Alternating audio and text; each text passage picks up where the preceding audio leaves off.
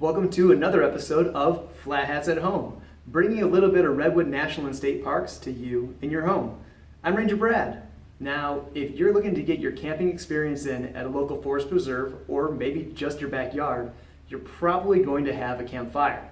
So I thought this would be a really great opportunity to teach you a little bit about how fire behaves through experimentation, and also maybe teach you a few campfire safety tips. Because we're the only species that uses fire as a tool, it's so important that we use it wisely. We've discussed the fire triangle before on Flat Hats at Home. It consists of 3 elements needed to create fire. This includes fuel, which is anything that can burn, oxygen, that supports the chemical process to make fire, and heat, which sparks the chemical reaction. If any one of these elements are removed, a fire will not burn. I'm going to demonstrate that for you. Welcome to my makeshift laboratory, aka my kitchen. I'm going to perform a few experiments for you guys and show you what happens when I remove one element at a time from a fire. I have my trusty fire extinguisher with me because safety always comes first. If you want to perform these experiments at home, just make sure an adult is always present.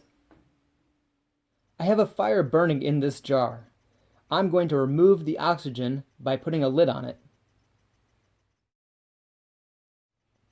As you can see, all the oxygen in the jar was used up, so the fire has put itself out. I relit my fire in the jar. I'm going to remove the heat by pouring water on the fire. It's still smoking, so the fire is still actively burning. I can see the heat is not completely removed, so I'll add more water. Now that all the heat is removed, the fire is out. I have this line of matches, and I'm going to light them from one end. I'm going to remove the fuel from the fire by taking a few of the matches out from the line.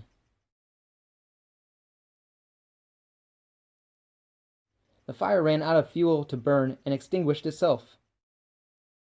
The vast majority of wildfires are caused by humans. Some of them are caused by poorly managed campfires. We can help curb that by learning how to manage our fires correctly.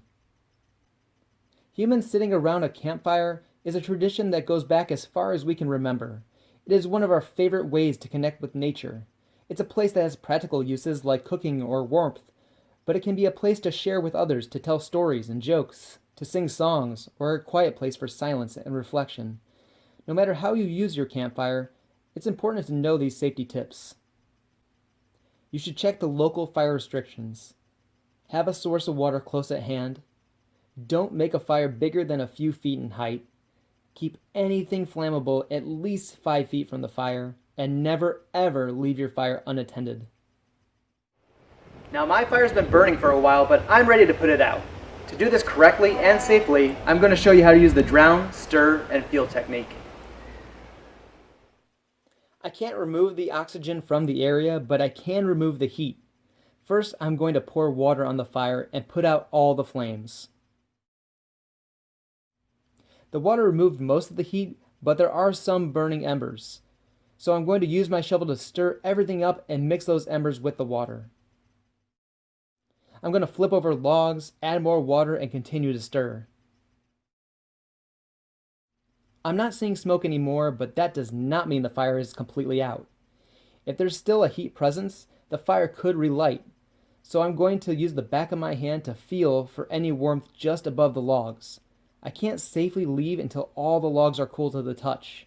Remember, if it's too hot to touch, it's too hot to leave. Knowing about how fire behaves and learning these safety tips are all our responsibilities. It will keep you, your neighbors, and your local ecosystem safe from a naturally caused wildfire. Now next week, Ranger Rachel is bringing our attention back to the forest floor. She's going to teach us about a plant that's been around for hundreds of millions of years. I firmly believe you're going to enjoy it. Thanks again for joining us for another episode of Flat Hats at Home, bringing a little bit of our home to yours. If you enjoyed this video, give us a like or maybe even give us a share. Redwood National and State Parks is committed to bringing as much of our park to your home as we can during this unprecedented time. So please stay healthy and stay safe.